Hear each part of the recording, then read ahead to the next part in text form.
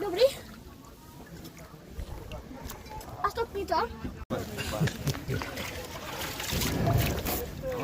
Teď musíš políbit a říct, co ti splní přání.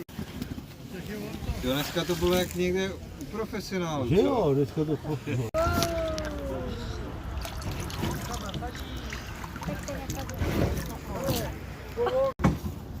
On když je ve vodě, jak se hrozně to...